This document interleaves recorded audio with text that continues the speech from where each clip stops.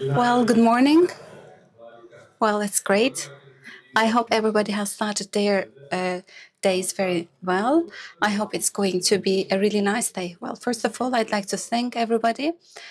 First of all, SteelOrbis, on behalf of Murat, I'd like to thank everyone. And I also would like to thank Corporate Communication Department, friends, and Çolakoğlu Metalurgi employees. I'd like to thank you so much for making this room like this. And 2 years ago, they said that we need to change you, but they couldn't find an alternative for the inauguration speech. It means actually that they couldn't convince other people to take the stage. I hope in the next meetings we can convince you. I hope you have understood who I meant. So I said that 2 years ago, we were at the edge of presuming things because the world is unpredictable now. We can't foresee what's going to happen as of January 2025, and it's going to be a different era because it's going to be Trump 2.0 version. So let's see what's going to happen in such an environment. Rather than making assumptions, the very purpose that I have taken the stage is to talk about certain findings and to open the discussion. The Association of World Steel Industrialists forecasted that steel production would shrink 0.9%, but if we have a look at 10-month figures, there is 1 per mile reduction. Well, it is much beyond than the expectation, and the very reason which has created this is very well known. The real estate sector of China has shrunk, and it has also led some reduction in the purchasing power, and also monetary policies have become stringent after pandemic, and there are certain political problems, Ukraine war, and also the Middle East crisis that we are going through. So because of these reasons, things are not going on very well. If we have a look at our expectation for the upcoming year, it's a bit positive. Well, we have to think positive because if you start negatively, then it's not going to happen.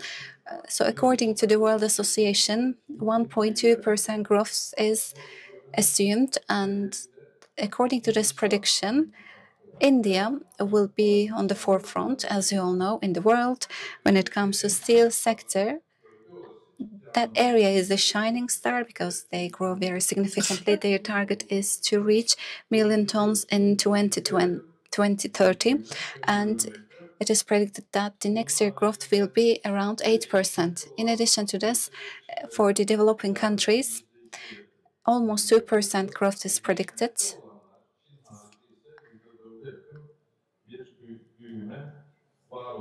There is going to be 1% growth other than China.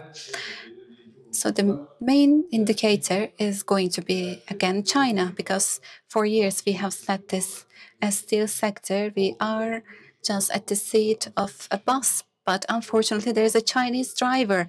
50% of the passengers are Chinese. So he drives the car, he drives the bus, and we feel the effects. So based on his direction, we follow him. New steps have been taken in terms of interest rates by Fed in the US and by ECB in Europe. We'll see how it's going to change the picture. But in Syria, all of a sudden, things have emerged again, and we don't know what's going to happen in Middle East, and we do not know what's going to happen in Ukraine after Trump takes the office. Well, there is certain problems, as you see, but these indicators will help us. Well, yes, unpredictability will prevail, but there is this good side of this. Because I'm a professional too, I can say this. During this uncertainty times, you professionals can shine. Because normally when things are good and great, it's like things can happen spontaneously, but when things go bad, your professional contribution becomes much more important. Well, we have capacity surplus, 400 million ton, is the surplus of capacity, and it's going to continue providing pressure. There is normally 5 to 6 million exportation from China. This is okay, but when it is around 10 million, then there comes trouble. In 2014 and 15, we had these problems, and currently it is like a deja vu. We are going through the same period. We don't know how long it will take. I hope and I wish that in February, Chinese Communist Party will have a conference and they're going to take a decision like they did in 2016. They're going to take a good decision and they're going to decelerate this process. Well, in Trump's new period, in Trump 2.0, we don't know what's going to happen about protectionism, conservatism. He said that I do not recognize exemption and I'm going to levy the exemptions for the countries. This is positive for Turkey. If the exemptions are levied, then we are going to get our competitive advantage, but probably it's not going to happen. Personally, I don't think it's probable. But still, certain measures are going to be taken. To what extent they are going to be helpful for us, we will see these in the future by experiencing altogether. Well, the very reason that I have taken the floor is that in recent times, especially for the last 5 years, we've talked about decarbonization. I'd like to talk about certain findings. As you all know, in the last 25 years, we have discussed things about capacity. China has taken steps in steel production, and the world has been affected by Chinese production. So, this surplus of capacity has been the main determiner of all the markets. As a result of this, in the last decade, we've talked about fair trade, especially in the developing countries. After they lost their competitive advantage, this terminology was deemed to be really important. Well, they said that importation is a is a subsidized steel production. And now there is a new area. 2 years ago, we mentioned this decarbonization. As you all know, 7% of the total emission is from steel industry. We have accepted this. And steel industry has become one of the 7 priority sectors. Now we are dealing with reducing carbon emission, and all the steel companies work with their countries' governments. Before 2050, they have already promised to be carbon neutral. However, in the last year, we have understood that reaching this target is really troublesome. It is very difficult. We are just in the beginning of this very bumpy road. There are certain findings of the World Steel Association. There is no chance of this emission to be reduced by 2030 because steel industry is growing, new capacity is being established. Like I mentioned, in India, almost 20 million tons of investments are planned. In addition to this, in South Asia, new capacities are emerging. So in such an environment, no matter what you do, you can't reduce total emission. For that reason, according to International Energy Agency, zero emission target, it seems that we can't catch up with that target actually. In 2050, the expectation is to reach 2 billion tons in steel production. Maybe after 2030, as a result of our efforts of today, there could be some reductions in total emission. Currently, average density is around 1.95, but it might be reduced down to 1.5 after 2030. So main component which can affect decarbonization could be production level, manufacturing level. I've already mentioned by 2030, steel industry will grow. Maybe there could be a deceleration, but by 2050, we might reach up to 2 billion tons.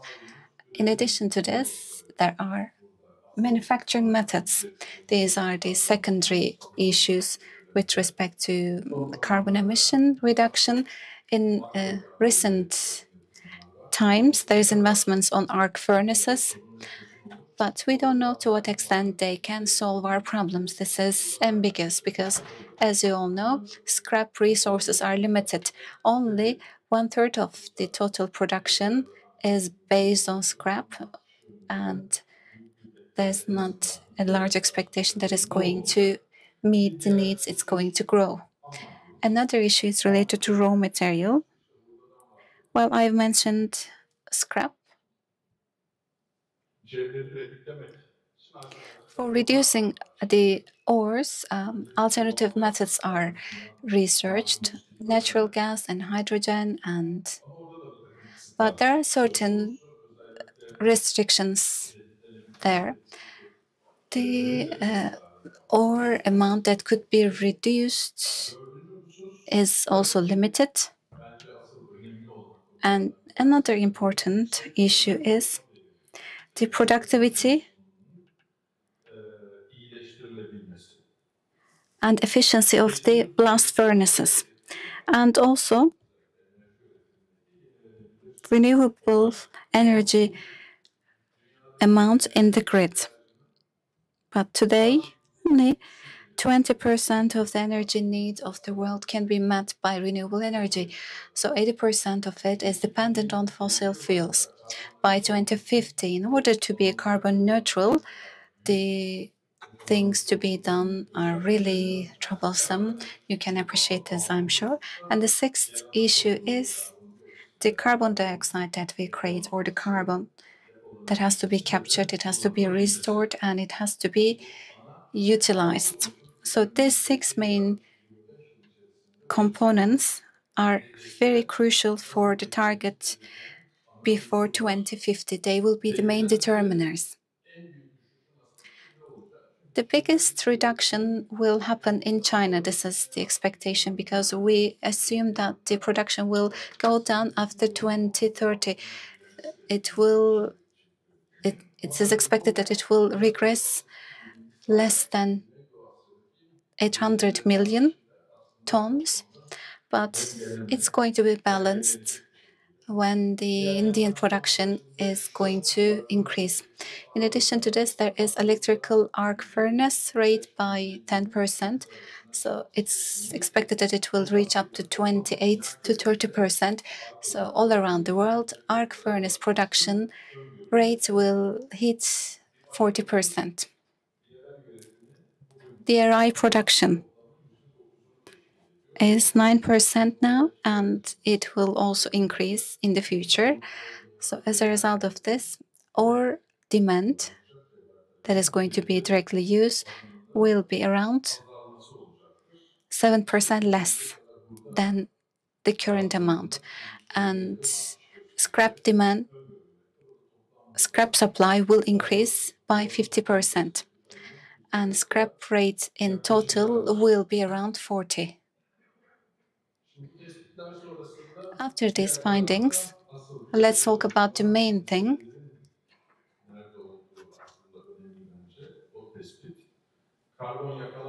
Carbon capturing, this is what we have said. It is very nice to utter these words, but as of this moment, we are not at the desired technology to capture the carbon. And in the near future, it's not going to be very problem-free. So how it is going to be stored, how it is going to be utilized, and the qualities of the gas, this has to be made certain. But unfortunately, we don't have a clear picture. And also, carbon that is released from blast furnace will be a bit negative to capture compared to capturing the carbon from DRI. For that reason, international energy agencies rates for 2050 for carbon capturing has been reduced. Another problem is that hydrogen seems to be the saver for everything. Well, yes, theoretically it's going to save a lot of problems, but clean and affordable hydrogen is going to be a bit problematic because we don't have any answers for accessing them.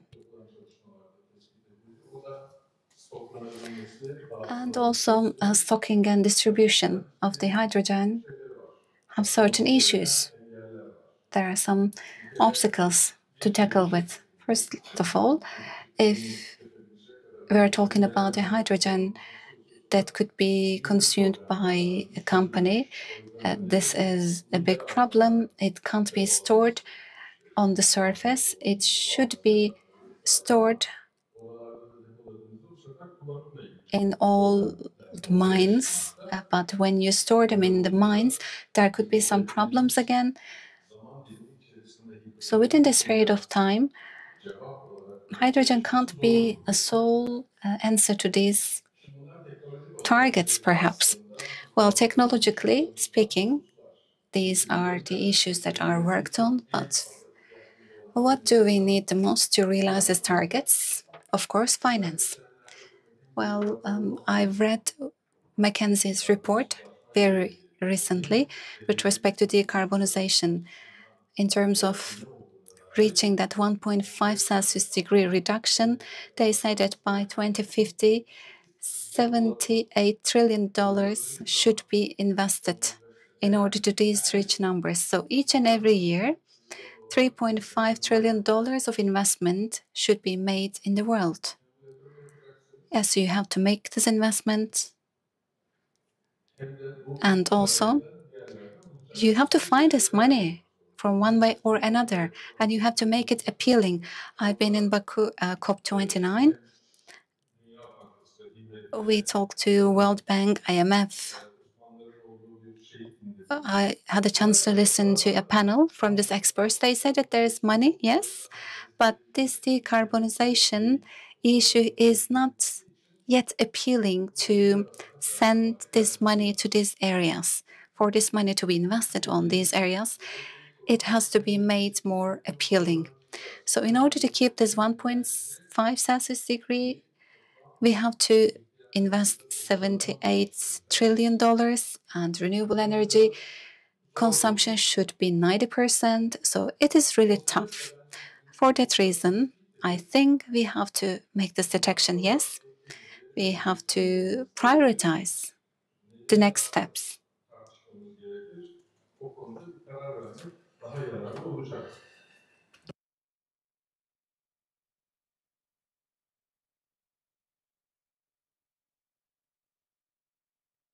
Like I've mentioned in the beginning, these regions and these countries can use this as excuses and they try to solve some other problems. For example, the United States, with the excuse of national security, applied the taxation in the last 5 years. According to my own estimation, they have had additional $150 billion of investment in the steel industry, which used to have bankruptcy problems in the past. But now the steel industry has become one of the resilient ones in the world. And now the EU has done the same thing. It has granted some sort of finance, some companies. It is just to restructure the steel industry in European countries. To what extent they are going to be successful, we are not sure. But as you all know, in the beginning of 2026, CBAM is going to be applied. This is something else, of course. Well, in CBAM, Carbon Border Adjustment Mechanism, will be dependent on certain measurements, principles, standards, but there's not a crystal clear agreement on the sector. Well, the World Steel Association, ISO, Responsible Steel, certain institutions have done their best, but there is conflict of interests on the other side. Well, the sectors which make production with the blast furnace have different arguments, and those who make production with arc furnaces have different argumentation. So these things should be based on standards and transparent principles so that we can believe there is going to be a fair environment. So, as a consequence, in the future, as I've stated before, and there is a very long and a bumpy road in front of us. And in terms of these targets, we have certain question marks on our minds. But throughout this period, in order to take further steps, in order to go faster, maybe rather than focusing on hydrogen, we can focus on doing something else. Last year in October, I was in China for a World Steel Association meeting, and I came to the realization of this. Well, the Chinese have a really different perspective for this issue. They have accepted the reality and they are focusing on the solutions of the problems. This is what I felt, or this is what I observed back then. Well, all the things that they were mentioned was to decrease emissions in blast furnaces. Well, I don't think that arc furnaces are going to be the solutions because, as you all know, this two-thirds of the steel production is related to sheet metal. This is the input of the industry. While on the other side, 80-90% of the scrap is for the long steel production in terms of quality. For that reason, the solution that we need can't be created in the short period of time. So we need to focus on how to better the existing situation. How can we do that? During the manufacturing of the steel or processing the steel, we can increase the productivity. We need to look for the ways to manufacture the steel in more productive matters. We need to think about it. Instead of building new capacity, we need to make the existing capacities more profitable, more productive. We are working with 60% productivity rate, but we are looking at China. They're making use of the subsidies, etc. They do have the capacity of 80%. With a more global will, with more cooperation, we can take it to a better position, but it's not possible to talk about a global cooperation in the world right now. In order to reduce it with hydrogen, there are lots of investments, but we need to be focusing on the reduce it with the natural gas, and we can ameliorate the process with that, in my opinion, of course.